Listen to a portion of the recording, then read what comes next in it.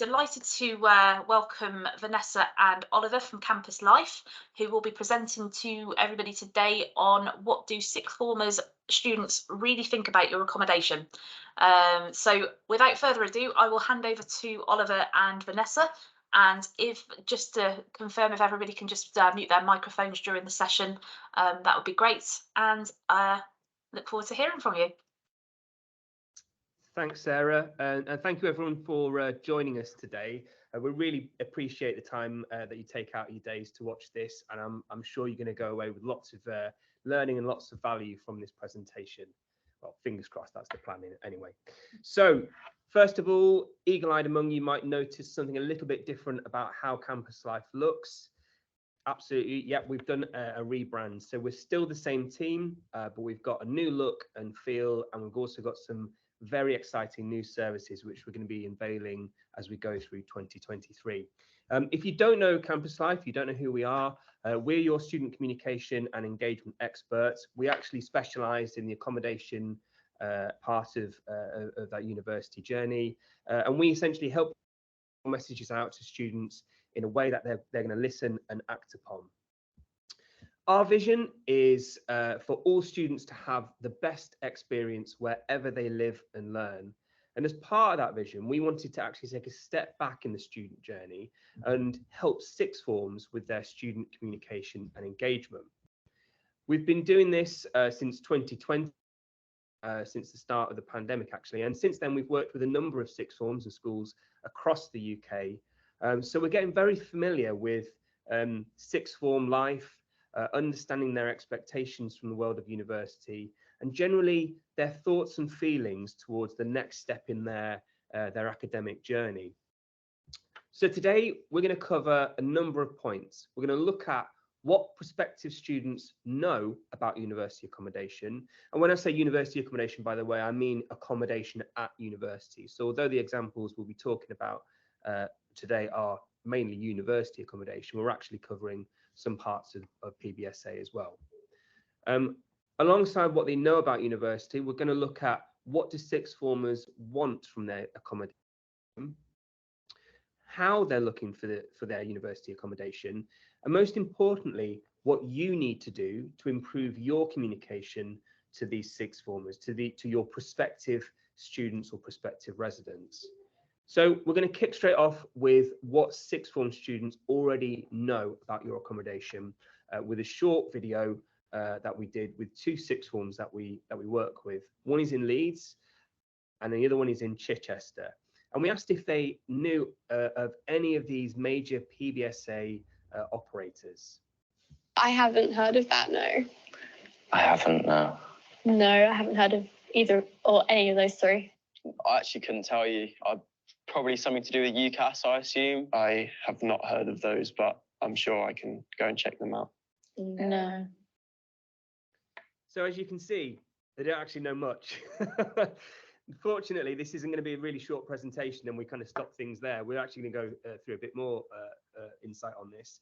But we were really surprised. Not a single student that we asked knew any of the big PBSA names, and we found this really, really interesting, really surprising. We actually did an assembly all around accommodation options to the sixth form in Leeds, and at the end of this we asked Gabby and Mona, two of the students, why they didn't really know much about the choice of university accommodation. And remember, these are year 13 students, so they're just about to go to university this year. Obviously that assembly, that was really helpful the other day, but we don't actually learn about that stuff really. Yeah. Like, I barely know anything about it. Like, I feel like that's why I'm taking a gap here, because I literally know nothing about paying bills or anything like that. Like, I actually feel really uneducated about it. I feel like that's something that should be taught in school. Yeah, though. definitely. Yeah. And even on open days, like, I didn't learn anything about that. We've actually never been spoken to about accommodation itself until yesterday. Yeah, like that's genuine. That's why we don't. I was so confused. Yeah. And I thought that it was me personally that was uneducated, but quite a few people in that year don't know anything about that. So well, that's why I kind of struggled with some of the questions that you asked. That I really had to think about it, because I don't know what I'm actually looking for when I'm there. Like, I've never lived there before. Like, I don't know. Yeah. We're used to living at home. Like, Yeah. we've never experienced anything else. Yeah. So, as you can see, sixth form students aren't being taught what to look for when it comes to accommodation at university. They're being taught about UCAS, they're being taught obviously all about the academic side, but the residential side, the actual life at university part, there is a big gap in prospective students' knowledge. And as Gabby and Mona said, this is all based on everything they're making their decisions on is based on their current experience of living at home with their parents or guardians. So they have no knowledge about what they should be looking for.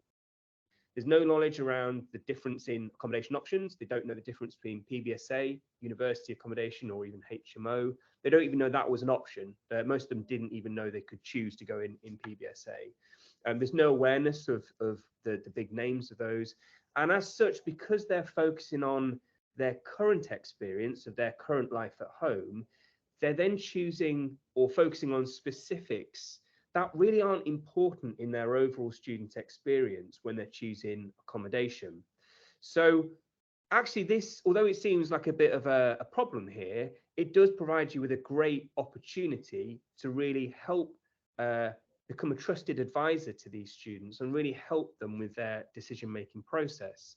So our recommendation is before you create any content that promotes your residences, think about creating content which helps your prospective residents make a decision on where to live. Help them answer questions like, what's the difference between PBSA, HMO, and university accommodation? What are the pros and cons of shared bathrooms versus en suites? What's a typical monthly budget for a student in a certain accommodation block or in every single accommodation block? Or do I need to be close to campus or the city? These might seem quite obvious questions, and they might kind of be already there, buried away in the kind of the text on your website. But our recommendation is actually make these really, really prominent. Put them in video content, put them as images, and make them really stand out on your accommodation website. Because as we're going to go on to have a look, this is the very first thing that actually students are looking for. And until they get these main questions answered, they really struggle with the next step of actually kind of making that decision for where they want to live. So we're going to move on now to what sixth form students want from your accommodation. Location, what it's closest to, you know, shops, pubs, clubs. It being near to all my lectures, it'd just be so much easier if I live 5-10 minutes away. I can just walk there. Close to maybe the centre of the town or wherever it is. What I was looking for, aside from accessibility, is the overall feeling of the accommodation and what if I could imagine myself living there.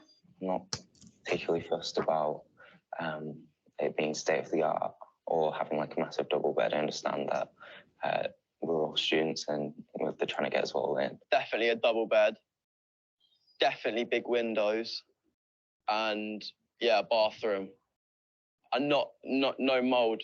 I think for the first year, I definitely want to be on site with first year students, because then we're all in the same boat. We've all gone into the same accommodation, kind of forced to meet new people, make friends. Like, I feel like it'd be better to just live in a student accommodation with people who are going to the same uni as you, so you can just like make better friends, if that makes sense. Yeah, I think it's quite intimidating as well. Yeah, living with definitely. older people when you're fresh and like you're new to this all. So for me, I think it is the financing, having enough money to get food and accommodation, and also, you know, factor in a social life. So for me, definitely the money aspect of it. It being away from home, and then if I don't feel not unsafe, but if I don't feel at home in my accommodation, then I'll get homesick and I'll be far away, and it's not as easy as just going home if you're a couple of hours away from your home city. I'm anxious about maybe it not being as accessible as I need it to be in terms of requirements, because I haven't seen it yet. It can be very difficult to try and find specific information. And I also feel that in terms of normal accommodation, there is reams and reams of information on it and pictures, and you can interact with them, whereas with the accessible accommodation, there's usually one picture and then a very small amount of information. So we mentioned before that as sixth form students don't really know what they're looking for. They tend to focus on broad kind of topics or specifics which are linked to their experience of living at home. So as we heard there, you get phrases like in a good location, which is obviously a really important factor. But because they're moving to a city they don't know, a location is really important because they want to be close to the university and the other amenities and feel safe wherever they're going to live. Again, they know their location at home where they currently live. That moving to a new city and stepping outside that comfort zone into a city where they don't know their way around means that the location is top of their kind of wish list, if you like. So use maps, list travel methods and the distances between places to really emphasize this point. And again, make this part really stand out on your website and on the other content that you're producing to appeal to prospective students. Again, another word that we've heard come up with a lot of the students that we were speaking to was looking for somewhere that's homely or it feels like home. And when we actually asked a bit further on this, students couldn't really articulate what that meant. There wasn't a specific thing that made something feel like home, but it was just general feeling of feeling like I'm going to be at home, even though clearly, obviously, student accommodation is anything but that. So again, our recommendation is to use your current students to talk about how they've personalized their room to make it feel like home, and really avoid showing undressed rooms. So although they're good to kind of show off the size of the space or the size of the room that you've got, it does make it difficult for prospective students to visualize how that room can look. And actually, undressed rooms can come across as quite cold and a bit uninviting and actually anything but homely. So avoid the images that you have of undressed rooms. And again, actually, I'd also probably recommend dressed rooms are good to a certain extent, but it doesn't beat an actual student's room where they've got their own stuff in there, they've got their own photos, their own kind of decorations and things like that, because that really allows prospective students to visualize themselves in that position. Also, not surprising really, but they're looking for accommodation that's with students their own age, because again, this is prospective students are taking a big step forward. They are taking a step out of their comfort zone. They really want to go through this experience together with other students who are going through the same thing, and they don't want to feel like odd ones out. However, I think this is more of a broader idea of them not liking the idea of living with strangers. A lot of them said that I don't want to kind of live with people I don't know. A lot of them forget the fact that you're going to be making friends with these people by the end of Freshers Week, and actually very quickly friendship groups are made and created. So make that point really clear. Make sure that students know that friends are made very quickly, and also Residence Life and RAs are on hand to help with that process, which again, they won't have any idea of who Residence Life or what Residence Life or who RAs are. There's also value, we think, to promote the benefits of living with a diverse mix of students. So international students, postgraduates, RAs, because again, although they might seem like people who've been there, done that, and slightly older students, the benefits of those students so that they can kind of give a helping hand to first years who've just moved in, particularly RAs. And also, there are multiple benefits with mixing with and learning from kind of international students who have traveled halfway around the world to be at a university or institution. So do what you can to kind of allay prospective students' worries and fears about living with students they don't know or living with strangers, because as we know, this is a very transient kind of period. You very quickly make friends. And then finally, the student Olivia brought up a really good point at the end about accessibility requirements. And actually, for someone who is disabled or who does need more support, they also need more information on that website and more content to help them make an informed decision on where they're going to live at university. So make sure there's as much content as possible about accessibility provision, and don't fall into the trap of having that kind of one image that Olivia mentions that kind of just shows off the accessible rooms. 360 images or 360 videos work really well here, because they show not just the layout of the room, but they actually give a really good sense of the space and the size of it and how big that is, which is really going to be important for someone who is in a wheelchair and who does need to kind of get an understanding of, is this actually a room that I'm going to not just feel at home in, but I can actually do everything that I need to do in that room as well. So we'd again recommend that you do actually take a bit more time to put a bit more focus on the needs of these students in particular. So we've covered what they're looking for, we've covered what they know about university accommodation, but actually what's really interesting is how sixth formers are looking for university accommodation, and really what they're looking for and how they're looking for this information hand in hand. So we wanted to kind of explore this a little bit further, and we've done this actually a couple of years ago. Well, actually, we do this all the time with students that at sixth forms. But we gave Gabby and Mona 2 university websites to look at.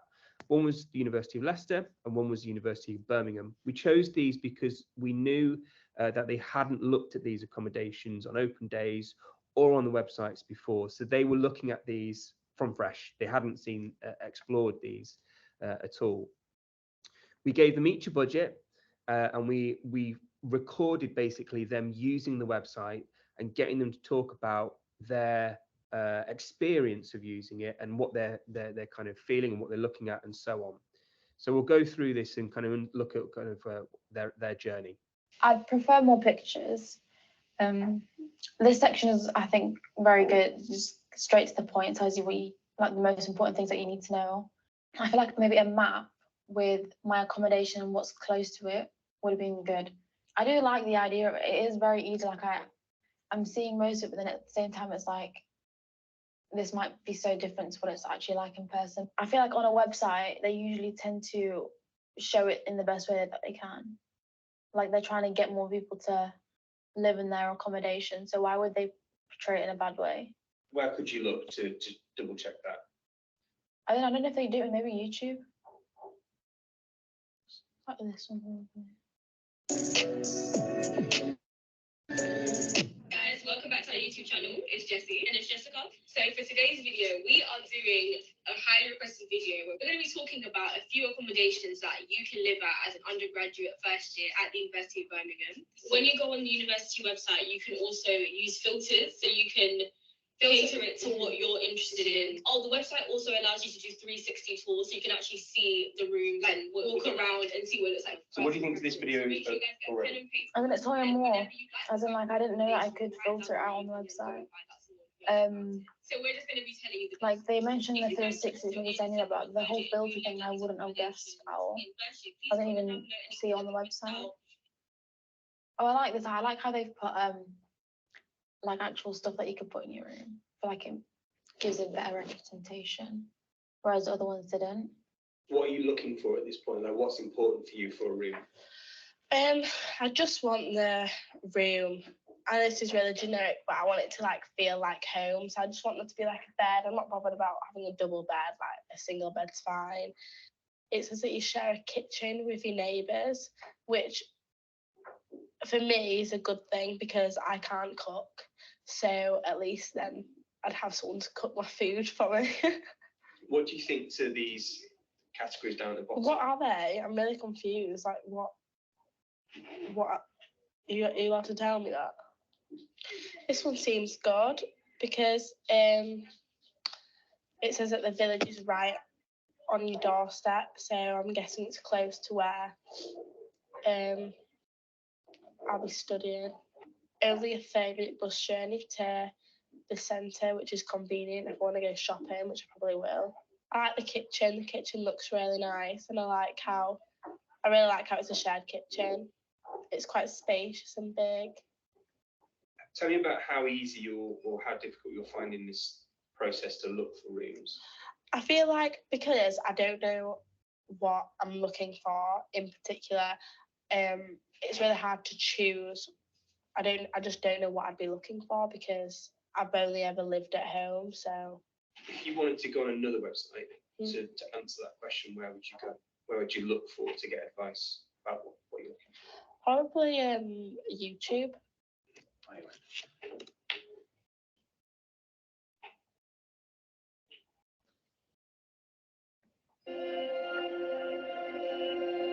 I feel like it gives you a full insight. The village is exclusively for undergraduate students. Just talk me through what you're thinking to this now. I feel like it's better for finding information because it gives you someone else's perspective of living there. Like, you know, instead of, I feel like the pictures that you find on websites, obviously they're made, I feel like they're made out to be something that they're actually not, you know, like, so I'd start on YouTube and then, for example, it says here, the village, and then I'd probably maybe like look on a website that says the village and find out more information on the actual website, so at least I'd know like what I'm doing then and what I'm looking at, rather than with that website I had no idea like what everything was, like what the little icons, like I had no idea. So I feel like it's more beneficial looking at a YouTube video and then seeing if I like this, seeing what it's called, and then researching more about it. I feel like it just works better. It's like now I know kind of what these are. I think it is presented in a good way, but like for me, like I'm probably more of a visual learner, so I prefer watching a video because I understand it more. Like I just like seeing her talk about her experience and her like time living there, and it just helps me get more of an insight into what it's actually like, rather than just like reading about this where you kind of have to use your own imagination to see what it actually like looks like and stuff. It's nice to get someone else's opinion on it as well. So, for example, like a shared bathroom might kind of convince you that it's actually not that bad, that it's actually okay sharing a bathroom with other people. I just wish they would maybe show more videos on a website, even like put some like pros and cons into it. So, like obviously a website, it's all it's trying to do is get you to stay there, like that's all, that's its aim, that's its purpose. But I feel like if it maybe showed some of the weaknesses about living there, it'd help you kind of weigh up your options and you can decide more easier if you want to live there or not. If that website showed you kind of what you said, pros and cons, do you think you would trust the website more? Yeah, I feel like by showing the cons to it, I'd think, oh well, they're being honest here, so I feel like I'd trust it more. So really interesting. We love doing these because they kind of uncover elements that you just would never expect to find, and all sorts of things which you kind of, you know, we think we know one thing about them, and then they'll kind of miss whole sections of a website and then click on a different link and go somewhere completely different. But as you can see, loads of stuff to kind of take away from this. The first thing is that Gen Z are visual learners.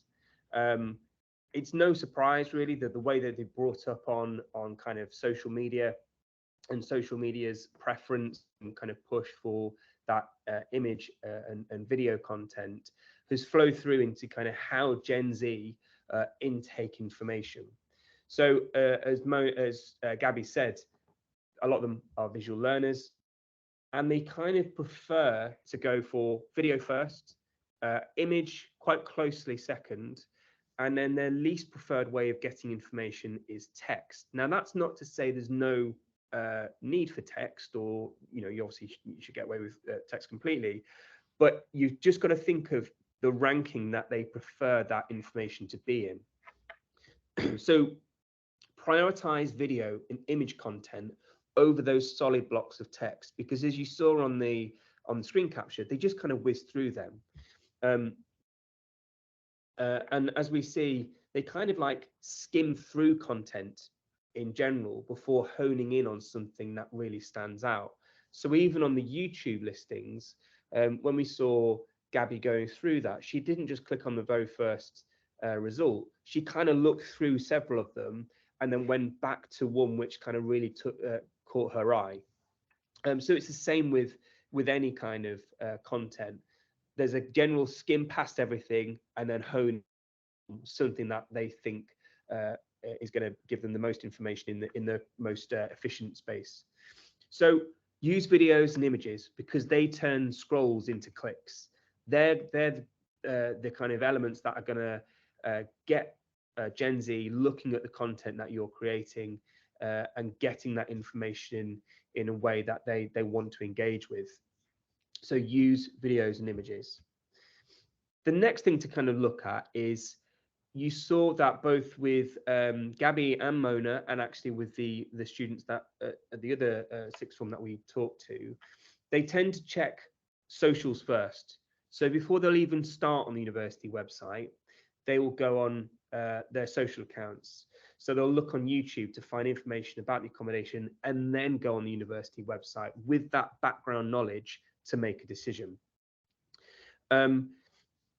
So that's when we say socials, that's TikTok, YouTube, YouTube Shorts, and Instagram, which again, and if you look on here in terms of the layout of their way of preferring to take in content, TikTok's all video, YouTube's video, YouTube Shorts is video. Instagram is mainly images. Okay, there is video content on there, and it's increasingly becoming a video platform. But there's a reason why Instagram's dropped, and YouTube Shorts, YouTube, and TikTok are Gen Z's favorite platforms because they're video first. All of the content that's on there is video.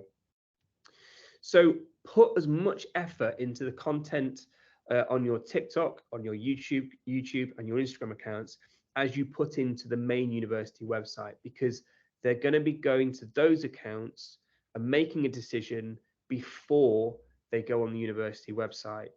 It was important before when we were speaking about this probably 5 years ago, but it's absolutely vital now because Gen Z are just so switched on with social media and the way that they kind of take in information there.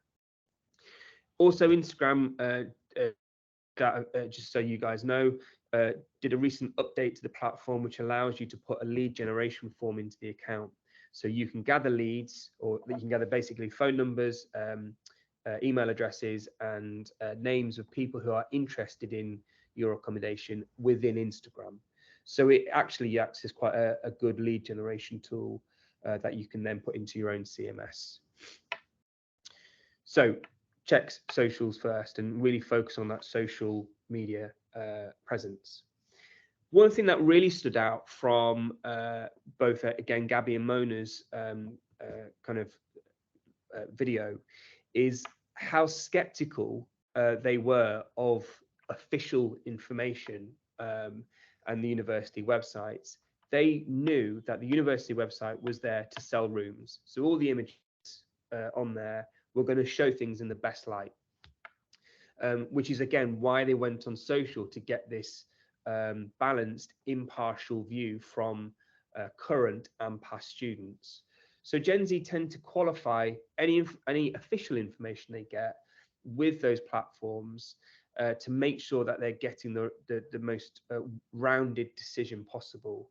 So put your current students front and center of your communication to talk about your accommodation offering and what it's actually like to live there. As we saw, the most popular content in those videos were from students who were talking, telling you about the accommodation. And actually, Mona in particular found this video of the two students at University of Birmingham really helpful, because she couldn't even really work the university website before seeing this video, which actually explained what was on the website, where to look, and what to think about. So this is, again, really important to kind of use your students in a way that really connects with prospective residents. Be Real, that's what our recommendation is. If you haven't heard of Be Real, it's a new app that, again, is really popular with Gen Z. There are no filters on it.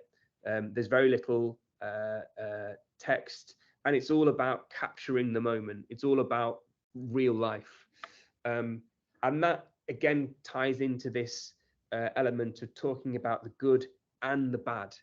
So as we heard from Gabby, she really trusts an organisation that tells students about what they might not like about living there, or what might be seen as a negative aspect. Now remember, those negative aspects aren't negative for everyone. Being away from the city centre might actually be a benefit to some students who don't want to be near the city, or if it is a quieter accommodation. Again, there are students who probably want that quiet life at university and don't want the partying and everything else like that. But being honest and being open with your accommodation offering is really important, and it's almost like a breath of fresh air for Gen Z, because it means that they kind of put in more trust in your official communication, and not having to check everything with the content that they find on YouTube or on TikTok. So being authentic and being genuine and talking about the pros and cons of your accommodation is really, really important. Now, obviously, we can help with all this. We've been doing this for the last, well, over a decade, and we really work hard every single week to make sure that we're on top of the latest trends. And our work with sixth form students was driven by this. We wanted to kind of take a step before students actually move into university, and really understand the thought process and the minds of those 18-year-olds who are moving to university. So we put a lot of thought and a lot of time into products and services that we know work, and that we know really help you get the best out of your communication to prospective students. One thing we offer is content audits. So this is what you saw with Gabby and Mona. We work with sixth form students with your website to go through exactly how they use it, what are they looking at, what needs to change, what needs to stay, what needs to be reordered. But what that does is it gives you a really clear plan, an action plan on where you need to spend budget. What do you need to do to make a difference to that conversion, or make a difference to kind of maybe promoting an accommodation that isn't selling well, understanding why that's kind of falling behind, or making a difference to any issues that you're finding in the accommodation. It's something that we've done for a couple of clients of ours. It works really well. It's so beneficial, that the information that you get from that. We also have a look ourselves and kind of audit the information that's on there. We check for any broken links, any kind of information that's out of date or needs updating. So we do a full kind of review of your digital presence, not just on your website. We also look at your social accounts, forums. We look at what prospective students are talking about in student forums, and put together a fantastic package to kind of go, right, here's what's working, here's what's not working, and here's what we can do to help, or you can choose to do on your own to help. So that's our content audits. We also run social media management. So we do this for a number of clients. We plan content, we manage the comments and questions, we integrate with browser if you've got browser, and we promote your accommodation to prospective students on all the platforms where they're looking for this information. So again, that's TikTok, YouTube, and Instagram are the main ones that we run for clients. It's incredibly successful for those clients. We put in an awful lot of work, because we have our own insight about what you guys want to talk about, but we combine that with what those prospective students are looking for, and what those current students are want to talk about as well. And that's where our digital creators come in. So we have a network of around 200 students all across the UK, and these are your current students. These are your residents that we work with directly to create content for these social accounts.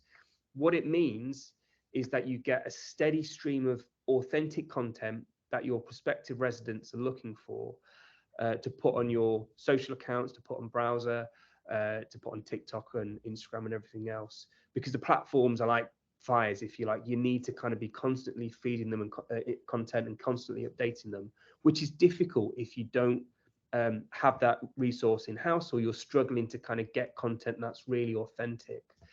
The way that we work with students is that we we find residents at your university accommodation or in your residences. We work with them to create the content. They send all that content to us. We basically give it a polish. We make sure that it's looking on brand, it's suitable, it's getting all the messages that you want to get out there.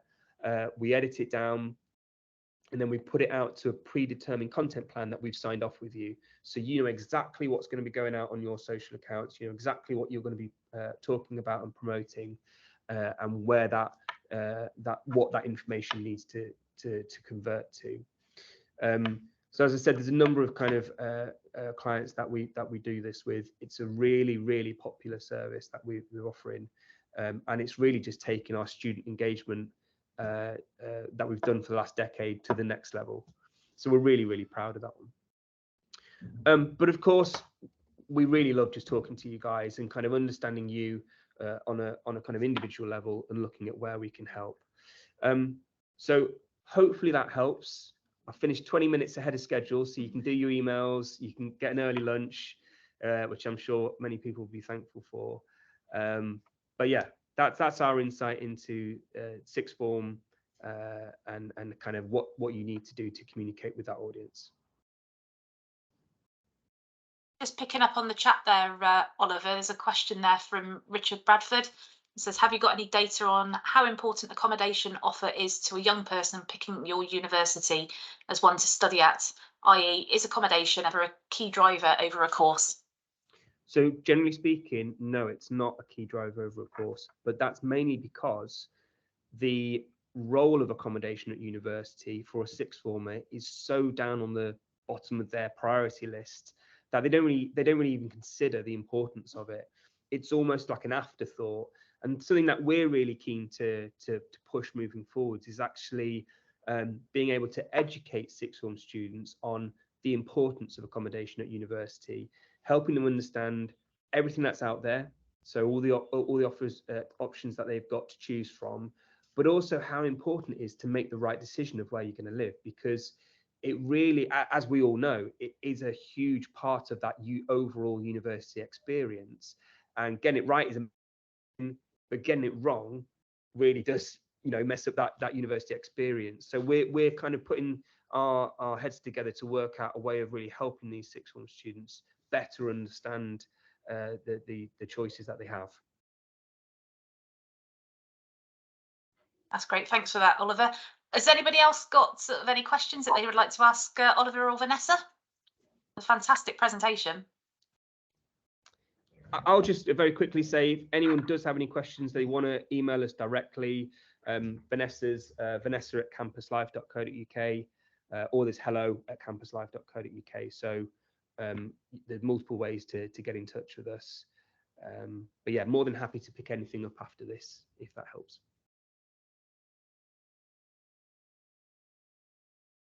I think Richard's going to be in touch with you, Oliver. No problem. That was a really useful presentation. Thank you so much to Oliver and Vanessa for joining us today. Just to confirm, this session has been recording. It'll be on the members resources area later on this afternoon.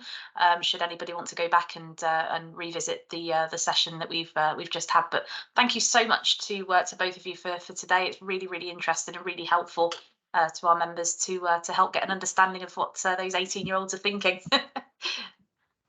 Good stuff. That's great. Thanks so much, guys. Take care. Thanks. See you later. Thanks a lot. Cheers. Bye. Bye-bye.